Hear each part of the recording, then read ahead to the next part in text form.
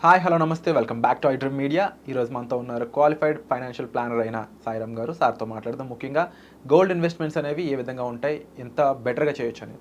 నమస్కారం sir. Hi Virat. Gold అనేది మనకి ట్రెడిషనల్ ఎసెట్.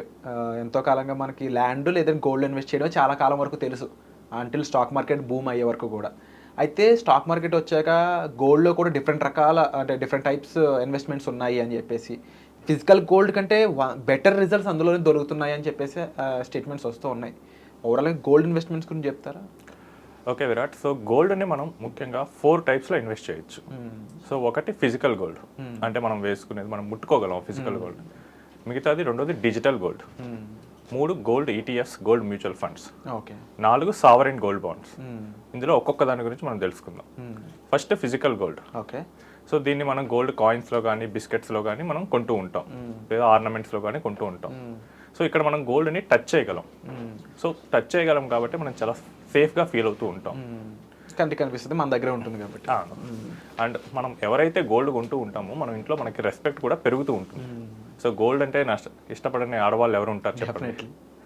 సో ఎమర్జెన్సీ టైంలో కూడా మనకి గోల్డ్ చాలా ఉపయోగపడుతూ ఉంటుంది. ఫంక్షన్స్లో కూడా మనం వేసుకునే గోల్డ్ మన సోషల్ స్టేటస్ని చూపిస్తూ ఉంటుంది. సో గోల్డ్ ఉంటే మనకి అడ్వాంటేజెస్ ఏంటంటే ఎమర్జెన్సీ టైంలో మనకి ఏమైనా అవసరం అయితే మనం గోల్డ్ని తీసుకెళ్ళి వెంటనే బ్యాంకర్ దగ్గర పెట్టేస్తే డబ్బులు ఇస్తాడు. అవును, లిక్విడిటీ ఎక్కువ ఉంటుంది. లేదు బ్యాంకర్ కూడా లేదనుకోండి, సో గోల్డ్ షాప్కి వెళ్ళి గోల్డ్ తనగా పెట్టినా కానీ డబ్బులు ఇస్తారు. అది కూడా దొరకలేదంటే మన బంగారాన్ని వేరే వాళ్ళకి ఇచ్చినా కానీ మనకి డబ్బులు ఇస్తారు. ఓకే. సో మనకి ఈ ఫిజికల్ గోల్డ్తో ఉండే అడ్వాంటేజెస్ ఏంటంటే మనకి సోషల్ సెక్యూరిటీ ఉంటుంది. నెక్స్ట్ సొసైటీలో రెస్పెక్ట్ పెరుగుతుంది. ఇంకొకటి ఎమర్జెన్సీ టైంలో కూడా మనకి చాలా యూస్ఫుల్ అవుతుంది. కాకపోతే దీనిలో కూడా కొన్ని డిసడ్వాంటేజెస్ ఉన్నాయి. ఫిజికల్ గోల్డ్లో డిసడ్వాంటేజెస్ ఉన్నాయి అంటున్నారు. అవును. ఏ విధంగా? సో ఫిజికల్ గోల్డ్లో ఉండే డిసడ్వాంటేజెస్ ఫస్ట్ సేఫ్టీ. మనం గోల్డ్ కొన్నాక ఎక్కడ పెడతాం? ఇంట్లో లాకర్లో పెట్టు. సో మనకి ఏదైనా పని వచ్చి మన ఇంట్లో వదిలేసి వెళ్ళామనుకోండి, సో దొంగల భయం అయితే ఉంటుంది, ఛాన్సెస్ ఉన్నాయి. లేదు ఈవెన్ బయటకే వేసుకొని వెళ్ళినా కానీ మనం చూస్తూ ఉన్నాం చైన్ స్నాచెస్. సో గోల్డ్కి సేఫ్టీ ఇష్యూస్ అధికంగా ఉంటాయి. ఈ సేఫ్టీ అనేది జస్ట్ దొంగతనమే కాదండి, మోసాలు కూడా జరగవచ్చు. సో చాలామంది గోల్డ్ వాళ్ళు నమ్మకం ఉన్న దగ్గర మాత్రమే చేయించుకుంటారు గోల్డ్ ఆర్నమెంట్స్. ఎందుకు? మోసం జరుగుతూ ఉంటుందని. కాబట్టి గోల్డ్కి సేఫ్టీ ఇష్యూస్ చాలా ఎక్కువ ఉంటాయి. నెక్స్ట్ వచ్చేసరికి జిఎస్టీ. సో మనం కొనే గోల్డ్ మీద 3% జిఎస్టీ వేస్తారు. ఓకే. సో మీరు ₹1,00,000 గోల్డ్ కొనాలంటే దానికి ఇంకో 3,000 ఎక్స్ట్రా వేసి కొనాల్సి వస్తుంది. సేమ్ మనం అమ్మేటప్పుడు కూడా మళ్ళీ అదే జిఎస్టీ ఉంటుంది. సో ఈ జిఎస్టీ అనేది మన రిటర్న్స్ని తగ్గిస్తూ ఉంటుంది. యాక్చువల్ గోల్డ్ వాల్యూనే తగ్గించడం జరుగుతుంది. అవును, యాక్చువల్ గోల్డ్ కన్నా తగ్గిస్తుంది. సో చాలామంది దీన్ని అవాయిడ్ చేయడానికి క్యాష్లో పే చేస్తూ అంటారు. లిక్విడ్. ఓకే. సో క్యాష్లో పే చేస్తే అంటే 2 lakhs కన్నా ఎక్కువ పే చేస్తే మళ్ళీ income tax issues. Of course. So ఇది ఒక డిసడ్వాంటేజెస్. నెక్స్ట్ వచ్చేసరికి తరుగు మరియు వేస్టేజ్. ఓకే. వేస్టేజ్ ఛార్జెస్ అనేవి కూడా ఉంటూ ఉంటాయి.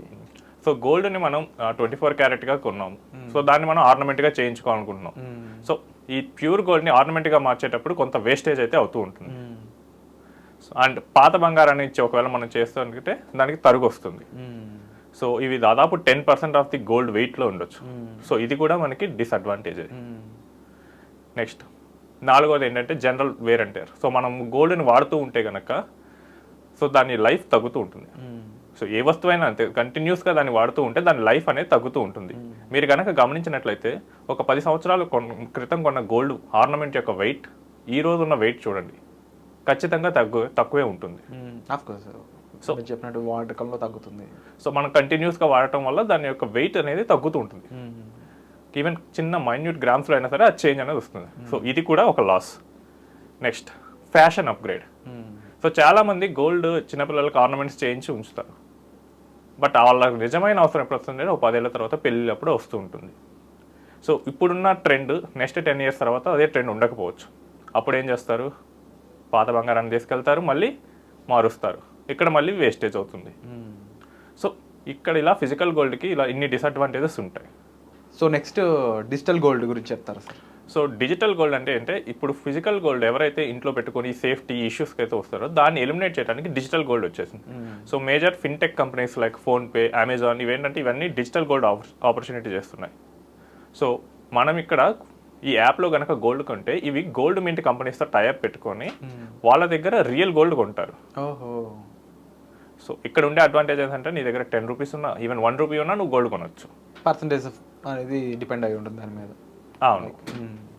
సో కాకపోతే ఇక్కడ వచ్చే మేజర్ డిసడ్వాంటేజెస్ అంటే వీళ్ళ ఛార్జెస్ చాలా ఎక్కువ ఉంటాయి. లైక్ ఎంతో తెలుసుకోవచ్చా? సో 5% వీళ్ళు ఛార్జ్ తీసుకుంటారు. దాని మీద మళ్ళీ జిఎస్టీ ఎక్స్ట్రా. ఓకే. కొనేటప్పుడు ఏం ఛార్జ్ ఉండదు కానీ సెల్ చేసేటప్పుడు ఈ ఛార్జ్ వాళ్ళే ఇస్తారు. ఓకే. సో మీరు గోల్డ్ ఏ రోజు కొని రేపు పెరిగితే అమ్మేద్దాం అనుకుంటే అంత డీవియేషన్ అయితే రాదు, ఎందుకంటే వాళ్ళు ఛార్జెస్ వేస్తారు. అండ్ వీళ్ళు ఎంత ట్రస్ట్ వచ్చే తెలీదు, ఎందుకంటే దీన్ని ఎవరు రెగ్యులేట్ చేయరు. రెగ్యులేటర్ బాడీస్ లేవు వీటికి రెగ్యులేటర్ బాడీస్ లేదు. సో ఈరోజు మనం గోల్డ్ ఇక్కడ ఉంచేసి ట్రస్ట్ చేసి ఉండొచ్చు అంటే లేదు, రేపు వాళ్ళు ఎత్తేస్తే మనం ఇంకెవరికి చెప్పలేము. Of course. సో సాయిరామ్ గారు, అంటే ఇప్పుడు వరకు మీరు ఫిజికల్ గోల్డ్ చెప్పారు అండ్ డిజిటల్గా గోల్డ్ ఎలా పర్చేస్ చేయొచ్చు అని చెప్పారు. బట్ రెండిట్లోనూ కూడా లూప్ హోల్స్ అనేవి ఉంటున్నాయి. డిజిటల్ గోల్డ్లో సైతం మనకి వాళ్ళు ఉండొచ్చు ఉండకపోవచ్చు అని ఒక పెద్ద డౌటే పెట్టారు. దీనికన్నా బెటర్గా మనకి యాక్సెస్ ఉండే విధంగా ఇంకేం లేవా ఇన్వెస్ట్మెంట్స్ గోల్డ్లో? గోల్డ్ మ్యూచువల్ ఫండ్స్ ఉన్నాయి. Gold mutual funds? Yeah. Okay. So mutual ఫండ్స్లో కూడా గోల్డ్ మ్యూచువల్ ఫండ్ ఉంటాయి. అంటే మనం గోల్డే కొంటాం అక్కడ, కాకపోతే ఇక్కడ ఫిజికల్ గోల్డ్ మనం కొనం, మన బదులు ఆ మ్యూచువల్ ఫండ్ కంపెనీకి ఉంటుంది. ఓకే.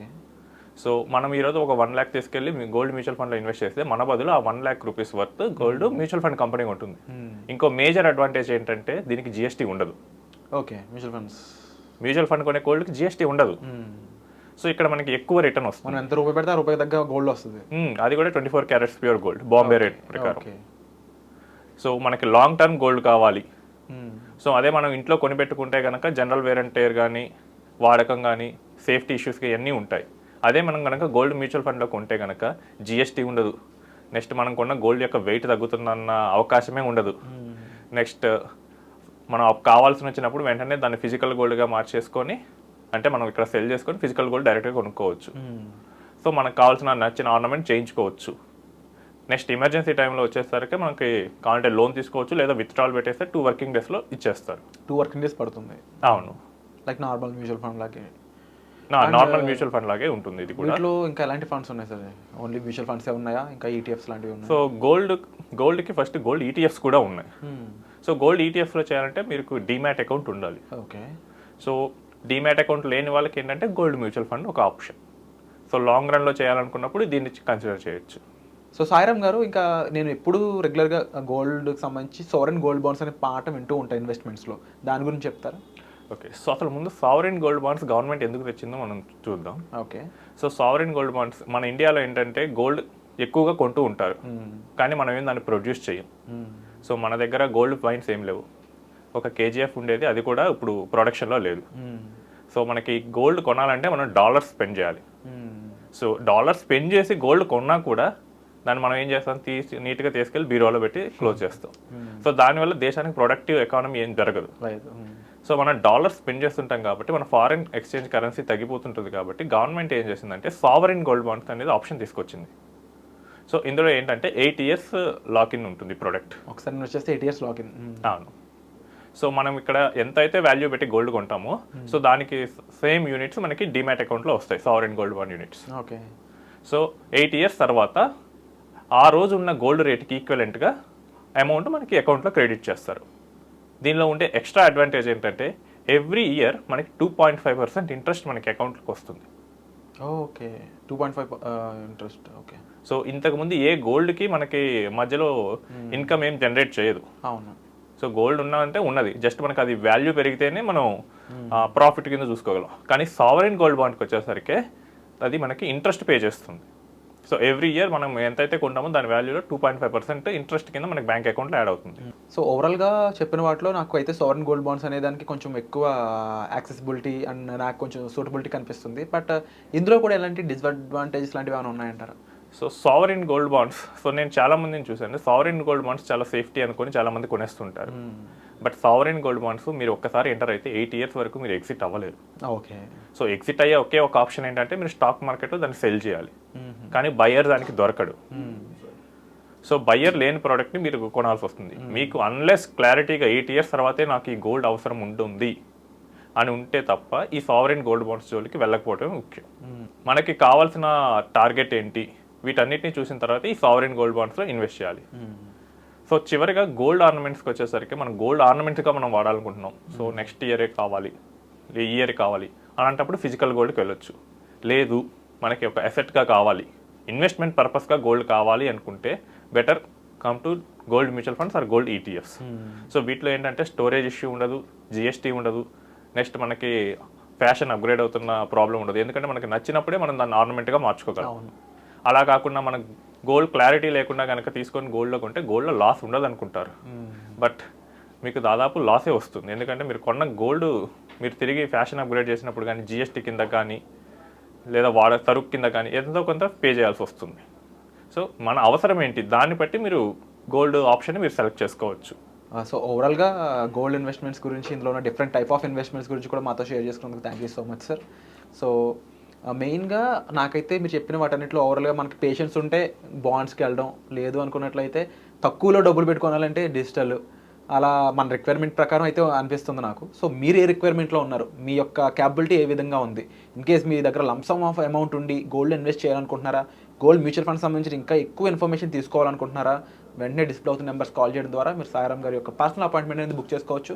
దాని ద్వారా గోల్డ్లో ఇన్వెస్ట్ చేసే పద్ధతి ద్వారా మంచి రిటర్న్స్ ఎలా సంపాదించుకోవాలో కూడా మీరు తెలుసుకోవచ్చు. ముఖ్యంగా గోల్డ్ ఇన్వెస్ట్మెంట్ అనే కాదు, ఓవరాల్ మీ ఫైనాన్షియల్ ఇన్వెస్ట్మెంట్ సంబంధించి కూడా ఎక్కడ ఇన్వెస్ట్ చేస్తే రైట్ రిటర్న్స్ వస్తాయి, సరైన ROI మీరు పొందాలంటే ఎక్కడ ఇన్వెస్ట్ చేయాలి అనే విషయాలపై సాయిరామ్ గారు ఆల్రెడీ పర్సనల్ అపాయింట్మెంట్స్ అనేవి తీసుకుంటున్నారు. మీరు డైరెక్ట్గా సార్నే కలిసి రైట్ ఆపర్చునిటీని మీరు మీ సొంతం చేసుకోవచ్చు. Thank you so much sir. Thank you.